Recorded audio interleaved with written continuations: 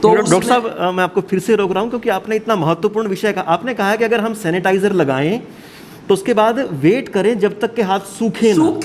हाँ। ओके, ये बहुत बहुत इम्पोर्टेंट है और उसकी प्रॉपर कंसंट्रेशन देखें। तो और फिर वो इस तरीके से जो एसिम्प्टोमेटिक केसेस वो फैलाते रहते हैं। अच्छा डॉक्टर साहब, ये मामला है क्या? बहुत बार लोग बड़े हैरान होते हैं कि एक आदमी पहले पॉजिटिव था फिर नेगेटिव, फिर ये होता कैसे है? हाँ, क्या हाँ, जो हमारी जो डिटेक्टिंग टेक्निक्स हैं उसकी कुछ लिमिटेशंस हैं उनकी?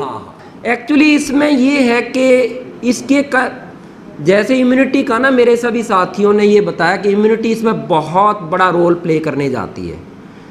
पहला फैक्टर तो है कि इम्यूनिटी के बेस पे वो उसको रोकती है कि कितना फैलने देगी वायरस को। वायरस की मल्टीप्लिकेशन पे डिपेंड करता है ये कि कितना ज़्यादा वो अफेक्ट करेगा और उसके बाद मल्टीप्लाई कितना करेगा उसकी इम्यूनिटी पे डिपेंड करेगा। यदि बहुत किसी की इम्यूनिटी अच्छी है, मान लिए यंग पर्सनस के, या वो बीमार नहीं है या उसको कोई बीमारी नहीं है, तो नेचुरली आप देखते हैं 80% को तो पता भी नहीं चलेगा, रिकवर हो जाते हैं।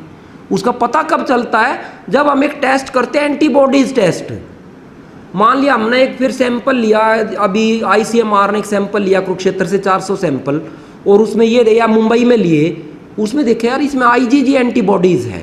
IgG एंटीबॉडीज़ वो होती है जो इसकी एंटीबॉडीज़ बीमारी के बाद बनती है, 14 दिन के बाद। इसका मतलब उसको 14 दिन पहले वो बीमारी हो चुकी है और वो ठीक हो चुका है।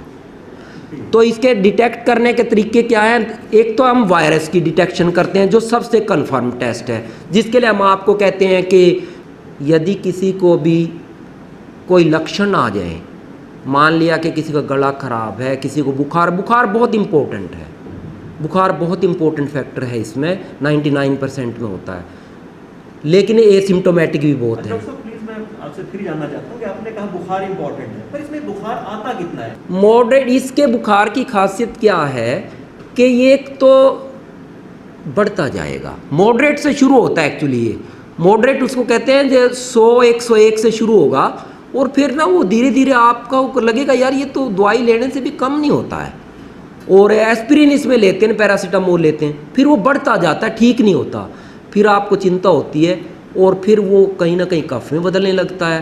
फिर जब आपको शॉर्टनेस ऑफ ब्रेथ होती है ना सांस लेने में, फिर लगता है कि कई बार सांस लेने में इतनी दिक्कत होती है और कोई लक्षण नहीं होता, वो आ जाता है जी सांस खींच के आता है। ये बहुत ही खतरनाक लक्षण है। अब मैं सबको कहता हूँ हेल्थ में कि पल्स ऑक्सीमीटर रखें, उससे ना अपनी ऑक्सीजन की सैचुरेशन देखते रहे। कई बार लक्षण ये होता है कि ऑक्सीजन सैचुरेशन कम होती जाती है और उसको और कोई लक्षण नहीं होता, और उसको एकदम चक्कर आते हैं और वो कहता है कि चला नहीं जाता, मेरे तो सारा टायर्डनेस है। देखने पे पता चलता है पल्स यदि 92% से वो कम है ऑक्सीजन सैचुरेशन, तो उसको टेस्ट कराना चाहिए। सभी जो बीमार हैं उनको कराना चाहिए, जो TB के पेशेंट उनको कराना चाहिए, जो कन्फर्म पॉजिटिव के केस में आए हैं उनके कंटैक्ट प्राइमरी उनको सैंपल कराना चाहिए। कैंसर के सभी पेशेंटों का ये टेस्ट कराना चाहिए, सभी वेंडर्स को कराना चाहिए, जो भी भीड़ में जो भी ड्राइवर हैं या हेल्थ कोरोना वॉरियर्स हैं, जो हेल्थ के वर्कर्स हैं, उन सब